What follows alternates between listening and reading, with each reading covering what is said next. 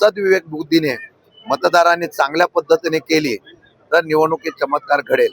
आता हल्ली चमत्कार हा ईव्हीएम मशीनचा आणि पैशाचा होतोय, तुम्हाला माहिती आहे। चमत्कार घडणार आहे का?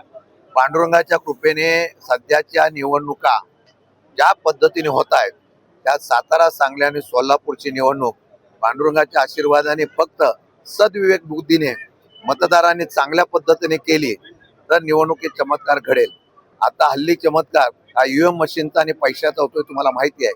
परंतु शेवटी परमेश्वराच्या दारामधून एवढंच आव्हान करेल की आता लोकप्रतिनिधी निवडून देताना या येणाऱ्या काळामध्ये लोकशाही जिवंत राहावीसाठी त्यांनी मतदाराने आपल्या बुद्धिमत्तेला विचारून करावं, एवढीच आमचं आव्हान। सेना नाराज आहे तुमच्या इथं, शंभूराज देसाई असतील, बाकीचे असतील, बरेच नाराज असतात।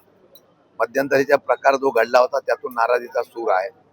बघूया, शेवटी निवडणूक बिनविरोध होऊ नये म्हणून आम्ही उमेदवार उभे केलेले आहेत। मताची आकडेवारी आमच्याकडे नाही, परंतु लढण्याची भूमिका घेणारे कार्यकर्ते उभे केल्यामुळे ही लढाई होते।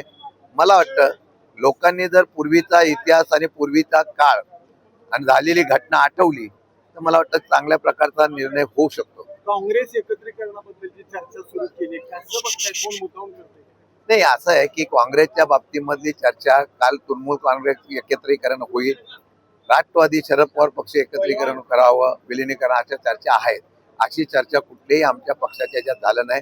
परवाच्या दिवशी वर्धमान दिन होता, त्यावेळेला सुद्धा अशा प्रकारची चर्चा झाली नाही। उलट आम्ही स्वतःच्या ताकदीवर आम्ही लढाई करायची अशा प्रकारची भूमिका घेतलेली आहे। सध्या अशा कुठल्या प्रकारचा विचार नाही, एवढं मी तुम्हाला स्पष्ट करतो।